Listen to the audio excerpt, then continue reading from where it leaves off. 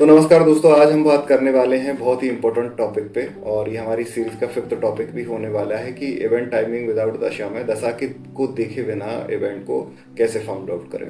तो आज का चैप्टर बहुत इंपॉर्टेंट है, थोड़ा ध्यानपूर्वक आप सुनिएगा। हमारा उद्देश्य है कि दशा को देखे बिना घटना का समय कैसे निकाला जाए। अक्सर हम लोग यानी एस्ट्रोलॉजर ये गलती कर देते हैं कि दशा पर टोटली डिपेंड हो जाते हैं। अब भृगुनंदी नाड़ी को छोड़कर अगर हम बात करें, अदर जितनी भी मेथड है, जितना मुझे समझ आया है कि उनमें दशा की ही बात की जाती है।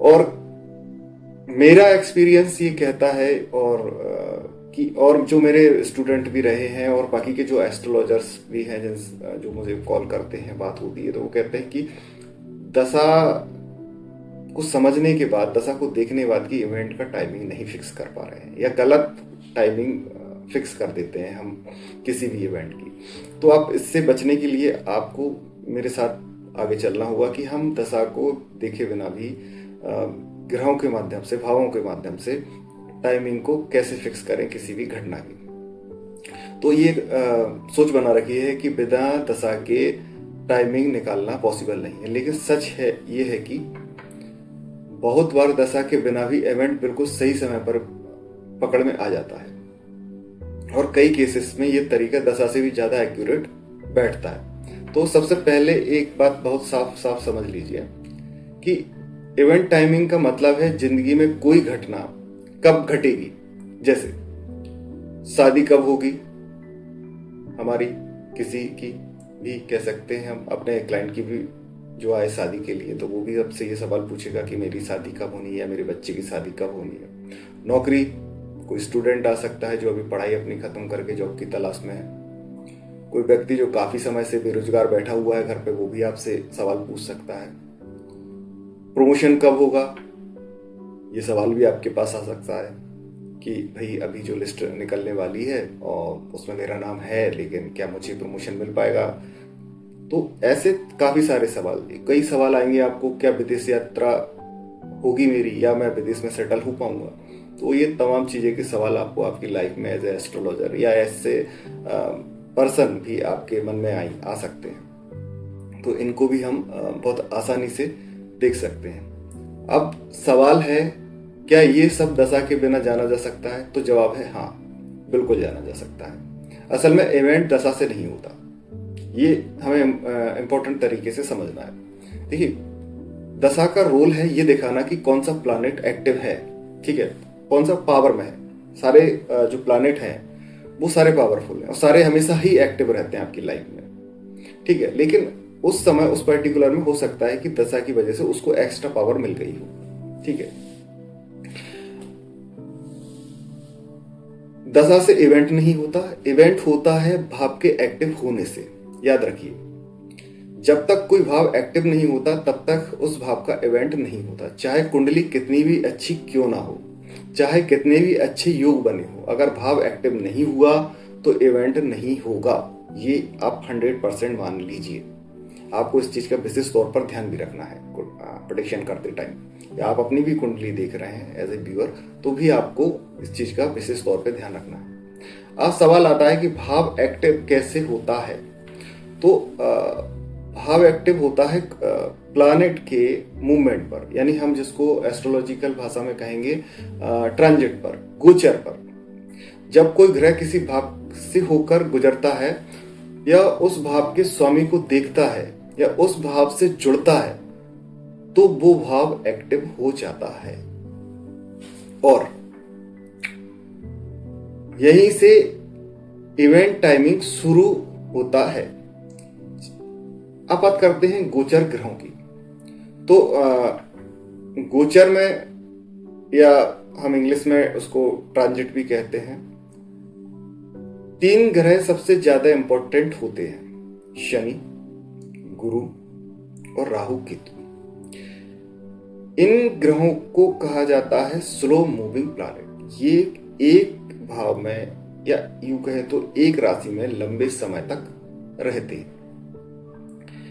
ये ग्रह इवेंट बनाते हैं, माफ कीजिएगा, ये ग्रह इवेंट को एक कंस्ट्रक्ट करते हैं, एक घर बनाने की तरह, हाउस बनाने की तरह, या कोई ऐसी चीज जो लंबे समय में बिल्कुल बहुत परफेक्ट तरीके से बनती है, उसको बनाने का काम ये चारों ग्रह करते हैं, शनि, गुरु और राहु केतु।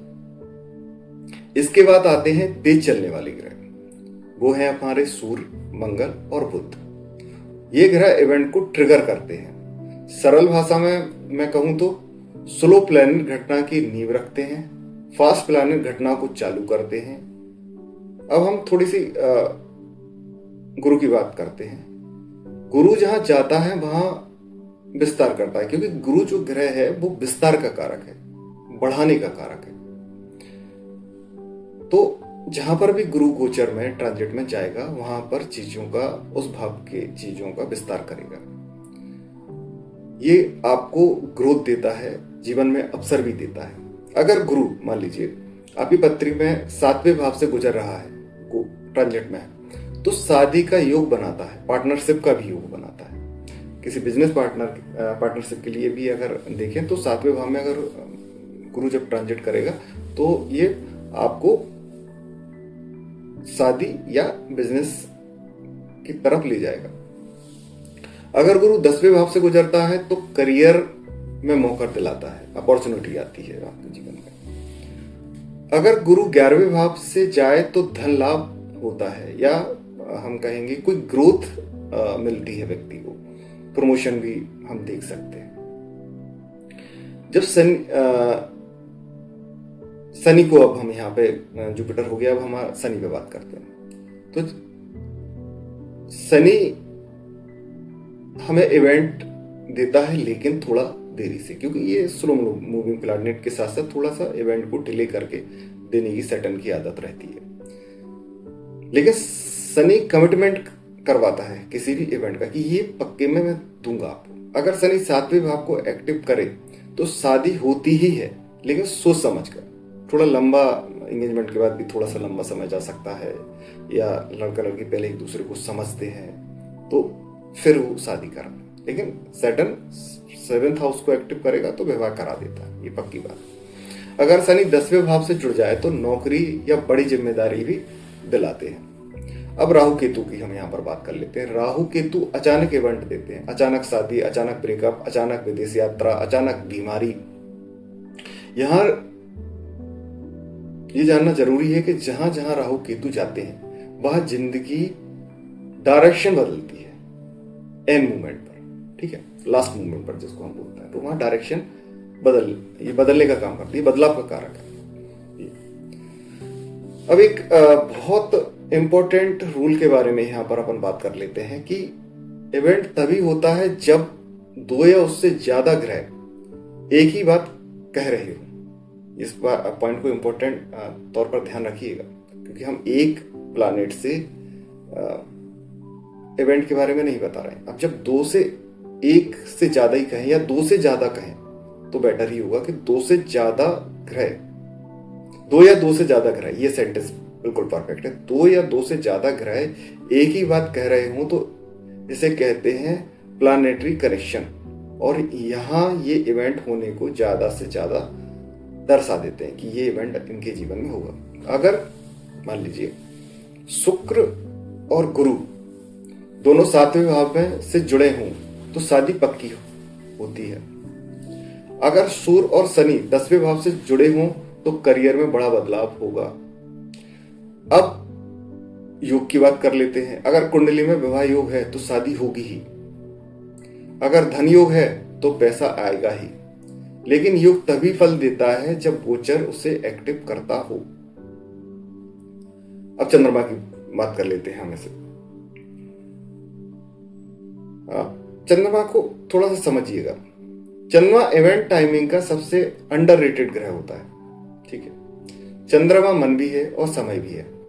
जब गोचर ग्रह जन्म चंद्र से, जो आपकी लग्न पत्रिका है उसमें जहां चंद्रमा विराजमान है, उसको हम फर्स्ट हाउस या लग्न मान लेते हैं, तो वहां से 1, 5, 7, 9, 10 या 11 में आते हैं, ठीक है, तो इवेंट ट्रिगर होता है। खास तौर पर पूर्णिमा और अमावस्या के आसपास के समय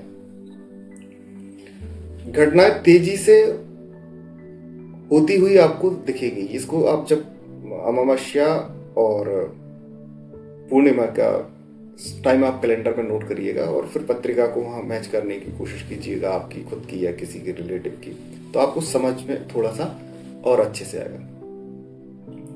अब एक पूरा एग्जाम्पल समझिए कि कुंडली में 7 भाव मौजूद है, मान के चलते हैं हम, विवाह योग बना हुआ है, रिश्ते भी आ रहे हैं, गुरु 7वें भाव से गोचर कर रहा है, शनि 7वें भाव के स्वामी को देख रहा है, और उसी समय सूर्य मंगल ट्रिगर कर रहे हैं। ट्रिगर कौन करता है? चंद्रमा, ठीक है। तो शादी होने के 100% चांसेस हो जाते हैं। अब हमने यहां दशा देखी या नहीं देखी? हमने दशा यहां पर नहीं देखी, इवेंट होकर रहेगा, हमने ये कंफर्म कर लिया दशा को देखे बिना। अब आखिरी बात बहुत ध्यान से सुनिए। सबसे बड़ी गलती जो ज्यादातर एस्ट्रोलॉजर यहां पर कर देते हैं, वो सिर्फ दशा पर डिपेंड हो जाना है। तो और अगर आप मान के चलिए दशा पर डिपेंड है भी, मैं ये आपकी प्रैक्टिस के लिए भी और एक चीज बता देता हूं। मान लीजिए, चलिए छोड़िए, आप कहेंगे अरे दशा नहीं देखें तो कैसे होगा, अभी आप कमेंट कर रहे हैं, तो मैं आपको कह देता हूं आप दशा देख लीजिए, लेकिन आप जो मैं मेथड आपको समझा रहा हूं ना, आप इसको इग्नोर मत कीजिए। ये बहुत इंपॉर्टेंट फॉर्मूला है।